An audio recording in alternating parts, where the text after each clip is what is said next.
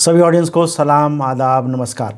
Iran और America के बीच एक सीज़ फायर हो गया है और ये सीज़ फायर 2 हफ्ते के लिए आपने ख़बरों में देख लिया। हम इसी के बारे में आज बात करना चाहेंगे। ये ईरान की एक बड़ी कामयाबी के तौर पर देखा जा रहा है। ईरान ने जिस तरह से मुकाबला किया अमेरिका का, अमेरिकी एग्रेशन का, इज़राइल के हमलों का, इज़राइल ने जिस तरह से बड़े पैमाने पर हमले किए इस्लामी जमहूरियत ईरान के ख़िलाफ़, और लेबनान के अंदर इज़राइल की तरफ से हमले जारी रहे। अमेरिका ने बड़े पैमाने पर हमले किए और पूरी अपनी ताकत लगा दी। अमेरिकन मीडिया उसमें अपनी ताकत उसने पूरी लगा दी, और ख़ास तौर पर अमेरिकन मीडिया जो इस्राइली लॉबी के ज़ेर असर काम करता है। लेकिन एक तरफ ये सब कुछ इस्तेमाल हुआ और दूसरी तरफ ईरान ने अपनी साबित कदमी से, अपनी मजबूती और इस्तेहकाम के साथ, अपनी क़ुव्वत इरादी के साथ मुकाबला किया। बेशक ईरान ने इसमें काफ़ी कुछ कुर्बानियाँ दी, लेकिन एक चीज़ साबित हो गई कि ईरान के जवाबी हमलों को अमेरिका रोक नहीं सका।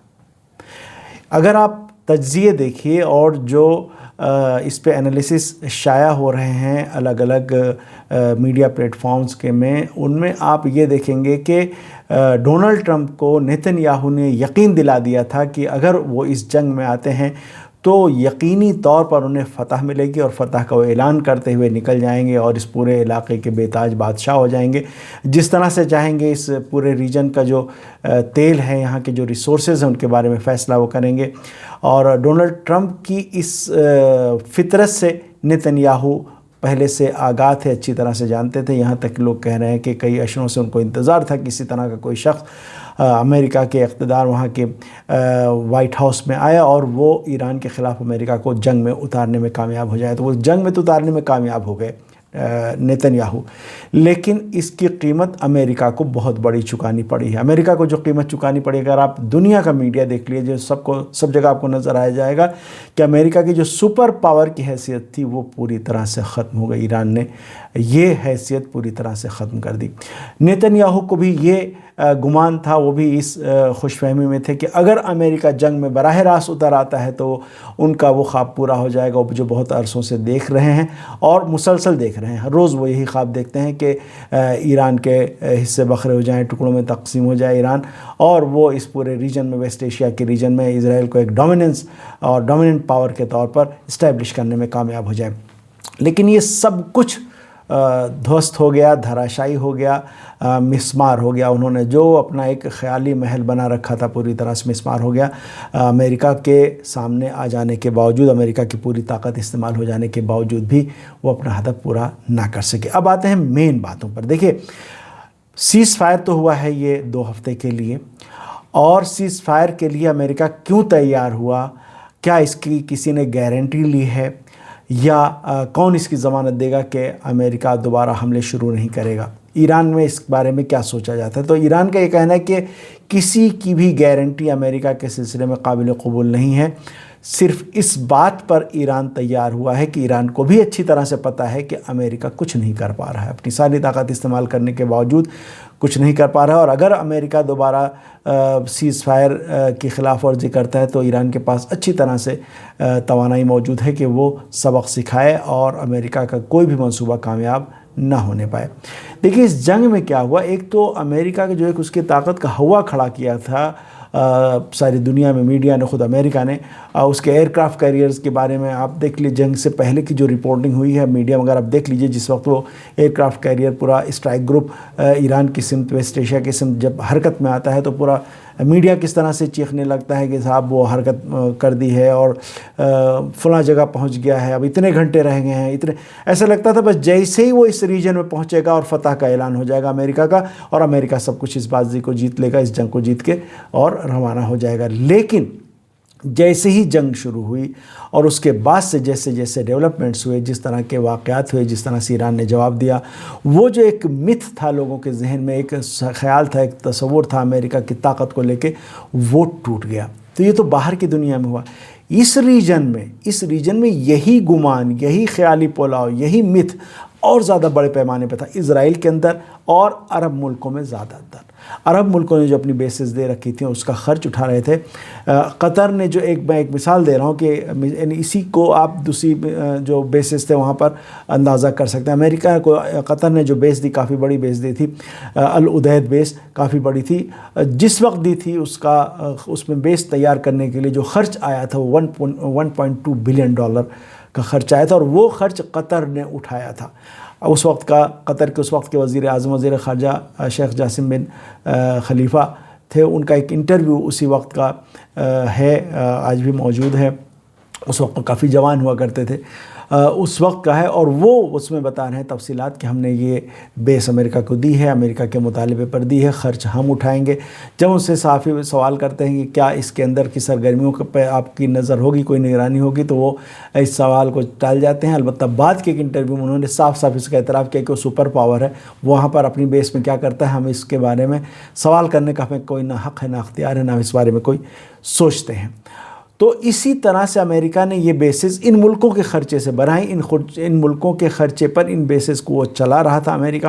اسی طرح کی بیسز اس نے کویت میں بنائی۔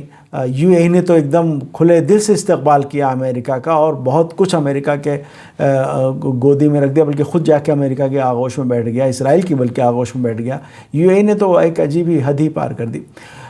بحرین نے 5th فلیٹ بنانے کے لیے سارے وسائل فراہم کرائے، اور اس کا خرچ وہ اٹھا رہا تھا۔ سعودی عرب کے اندر امریکہ کو بیسز دی گئیں۔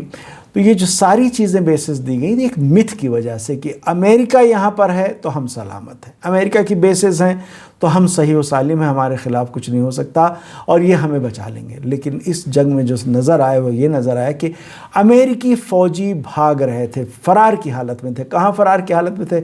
ان امریکی فوجیوں کو ان علاقے جو عرب ملکوں کی جو آبادی ہے وہ اس نے ان کو بچایا، یعنی وہ آبادی والے علاقوں میں جا کے انہوں نے پناہ لی، تو ایران آبادی والے علاقوں کو ہٹ نہیں کر رہا تھا، جبکہ ہٹ کر سکتا تھا، یعنی اس کے دسترس میں تھے۔ لیکن چونکہ مقامی لوگ نہ نشانہ بنے، یہ ایران کا عہد تھا، یہ ایران کے جنگ کے مقاصد سے بالکل اس کا تضاد تھا کہ مقامی لوگ نشانہ بنائے جائیں، اس لیے یہ امریکن فوجی بچ گئے۔ تو ان بیسز نے ان ملکوں کو نہیں بچایا، بلکہ ان ملکوں کو بھی عوام نے، ان ملکوں کے عوام نے ان فوجیوں کو بچایا اور ان کی حفاظت کی، ان کی جان اس طرح سے بچ سکی۔ تو یہ جو ایک سوچ بدلی ہے، اس کا اثر آپ آگے کے فیصلوں میں دیکھیں گے، آگے کی جو جیو پالیٹکس ہے اس میں آپ اس کا اثر ضرور دیکھیں گے کہ کس طرح سے فیصلے ہو رہے ہیں۔ تو ایک تو بات یہ ہے۔ دوسری چیز یہ کہ ابھر کے آئی ایران کی جو طاقت ہے۔ ایران پہلے دن سے، روز اول سے، جب سے انقلاب آیا ہے، ایران کی کوشش یہ ہے کہ علاقے کے عرب ممالک کے ساتھ ایران کے اچھے تعلقات رہیں۔ ایران بار بار کہتا ہے کہ اس ریجن میں ہمیں بیرونی فورسز کو نہیں رہنے دینا ہے۔ علاقے کی جو سیکیورٹی کے مسائل ہیں، معاملات ہیں، ذمہ داریاں، انہیں علاقے کے جو ممالک کو آپس میں بات چیت کر کے کسی معاہدے تک پہنچ کے اس کو انشور کر سکتے ہیں۔ اس میں امریکہ کی مدد لینے کی ضرورت نہیں ہے، اس لیے کہ امریکہ جب رہے گا تو ایسا نہیں کہ وہ خاموش بیٹھے گا، وہ آئے دن کچھ نہ کچھ جو ہے وہ خلفشار یہاں اس کی وجہ سے برپا رہے گا، کہیں بھی داعش بنا دے گا، کبھی کچھ بنا دے گا، اور یہاں مداخلت، وہاں وزیر اعظم کون ہو۔ عراق میں وزیر اعظم نوری مالکی منتخب ہوئے اور ان کے نام پر اتفاق ہوا، ڈونلڈ ٹرمپ وہاں سے بیٹھ کے کہہ رہے ہیں کہ یہ مجھے وزیر اعظم پسند نہیں ہے۔ تو یہ جو صورتحال تھی، ایران کا کہنا تھا کہ اس طرح کا امریکہ کا جو وجود ہے، خاص طور پر جو فوجی وجود ہے، وہ یہاں پر نہیں رہنا چاہیے، ختم ہونا چاہیے۔ آپ دیکھیں گے کہ آنے والے دنوں میں اس سمت میں اہم تبدیلیاں نظر آئیں گی۔ اس ایران نے جو معاہدے کے لیے، سیز فائر کے لیے جو پوائنٹس پیش کیے، اس میں کہ یہ بھی ہے کہ امریکہ کی جو کامبیٹ فورسز ہیں، لڑنے والی جو فورسز ہیں، انہیں اس علاقے سے جانا ہوگا۔ تو اب ایک ماحول دوبارہ بنے گا اور بننا چاہیے کہ جس میں علاقے کے ممالک آپس میں بیٹھ کر آپسی معاہدوں کے ذریعے سیکیورٹی کے مسائل کو حل کریں۔ امریکہ کے لیے گنجائش باقی نہ رہے کہ وہ دخل اندازی کرے اور اس کی قیمت وصول کرے ان علاقے کے ملکوں سے۔ اس کے علاوہ ایک بہت اہم معاملہ ہے اسرائیل کا۔ دیکھیں، اسرائیل کی بنیاد ہی غاصبانہ قبضہ قائم کرنا، پھر اس پہ حملے کرنا، نئے علاقوں پہ حملے کرنا، اس پہ قبضہ کر لینا، وہاں کی آبادی کو ڈسپلیس کر دینا، وہاں سے بھگا دینا اور وہاں پہ قابض ہو جانا، یہی سلسلہ 1948 سے چلا رہا ہے اور مسلسل جاری ہے. آج تک ہم دیکھ رہے ہیں جیسے اسرائیل کو موقع ملتا ہے وہ کسی نہ کوئی علاقے میں جا کے قبضہ کر لیتا ہے. سیریا میں اس کو جیسے وہاں کے حالات بگڑے اور ایک بدامنی کی صورتحال پیدا ہوئی، اس کو موقع مل گیا، جا کے اس نے قبضہ کر لیا. لبنان میں وہ گھسا ہوا ہے. لبنان میں کہہ رہا ہے کہ وہاں جو نہر لیتانی اور نیتانی جو دریا ہے اس کا جو جنوبی حصہ ہے وہاں پر وہ اسرائیل کے قبضے میں رہنا چاہیے. وہ بھی اسرائیل کے قبضے کو اس سیز فائر کے نتیجے میں آپ دیکھیے گا آنے والے دنوں میں یہ ہوگا کہ وہاں سے اسرائیل کو نکلنا پڑے گا، اسرائیلی فورسز کو باہر جانا پڑے گا. اس سے پہلے ایک سیز فائر جو ہوا تھا حزب اللہ اور اسرائیل کی جنگ کے دوران جو 66 ڈیز چلی تھی، اس کے بعد اسرائیل نے پھر بھی 5 پہاڑیاں ایسی تھیں جن پہ وہ قابض رہا تھا، اس نے نہیں چھوڑی تھی. اس بار ان کو ان جگہوں سے بھی پیچھے ہٹنا پڑے گا. اور یہ ایک چیز سمجھ میں آئی کہ اس پورے ریجن میں جو کچھ بھی ہونے والا ہے وہ امریکہ اور اسرائیل سے بات چیت کے ذریعے نہیں ہونے والا ہے. یہ فورسز ایسی ہیں جو طاقت کا استعمال کرتی ہیں اور زبردستی اپنی بات منواتی ہیں.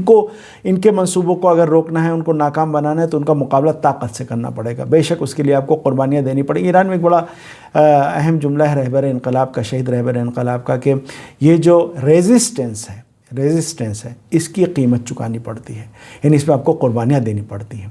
لیکن سرنڈر کی جو قیمت ہے، یعنی سرنڈر ہو جانے پر جو قیمت ایک نیشن کو چکانی پڑتی ہے وہ بہت زیادہ ہے. اس لیے ریزسٹنس کر کے اپنے وقار کو باقی رکھنا، اپنے مفادات کی حفاظت کرنا وہ زیادہ فائدے کا سودا ہے. تو یہ جو کچھ ہوا ہے اس وقت، جو یہ سیز فائر ہوا ہے، سیز فائر سے پہلے امریکہ کی جو ناکامی ہوئی ہے وہ ایک گیم چینجر ہے، ایک ٹرننگ پوائنٹ ہے اس پورے ریجن کے لیے، پورے ریجن کی جیو پالیٹکس کے لیے.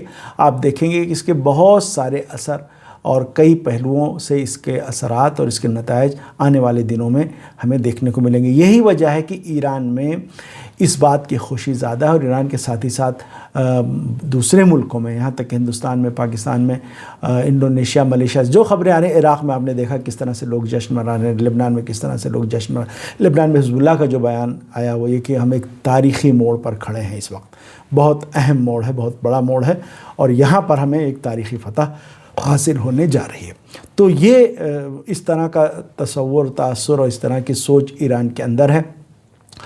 اور اس کے ساتھ ہی ساتھ ایک اور چیز بھی ہے کہ ایران نے چونکہ اس فتح کے لیے بہت قربانیاں دی ہیں تو وہ ان قربانیوں کا غم بھی ہے، ان کا دکھ بھی ہے، چونکہ سب سے بڑھ کے اس میں شہید رہبر انقلاب آیت اللہ العظمیٰ خامنہ کی قربانی ہے.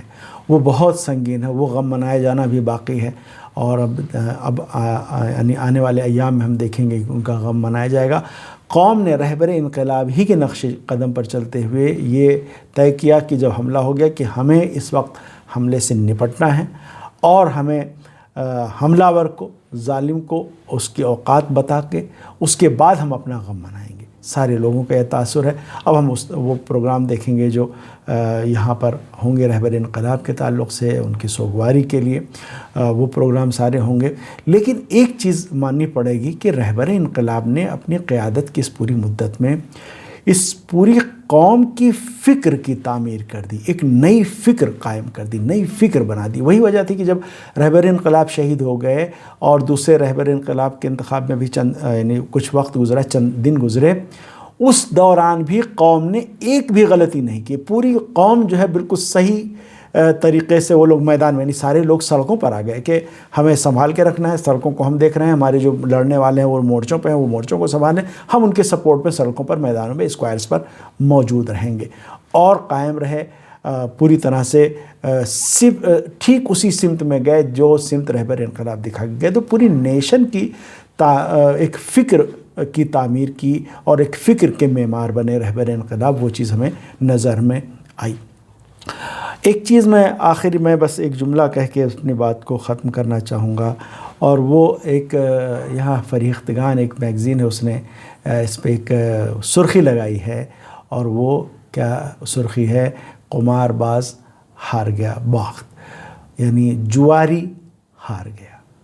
تو ہم امید کرتے ہیں کہ اس جواری یعنی ٹرمپ کی شکست کے ساتھ ہی ساتھ یہ امریکہ کی ایز اے ہیجمنی اور کالونیل پاور یہ شکست ہے، اور یہاں سے امریکہ کا وہ سفر شروع ہوگا جس میں وہ رفتہ رفتہ اپنی سرحدوں کی طرف واپس جائے گا، اور دوسرے ملکوں میں جو صرف کی مداخلت کی جو ایک پالیسی رہی ہے اس پر کہیں نہ کہیں بریک لگے گا۔ دوسرے ملکوں کو بھی خیال آئے گا کہ امریکہ کو نہ کہنے کی ہمت پیدا کرنی چاہیے اور ریزسٹ کرنا چاہیے، اور ریزسٹ کرنے کے اپنے جو فائدے ہیں وہ اس سے کہیں زیادہ ہیں جو سرنڈر ہونے میں جو نقصانات اٹھانے پڑتے ہیں۔ تو یہیں سے ایک تاریخی موڑ ہے یہ، اس حساب سے ہم یہ دیکھ رہے ہیں، اور آنے والے دنوں میں ہم اس کے اور اثرات دیکھیں گے۔ تو آگے پھر اور اگلی ویڈیو میں کچھ اور پوائنٹس کے ساتھ آپ کی خدمت میں حاضر ہوں گے، تب تک کے لیے خدا حافظ۔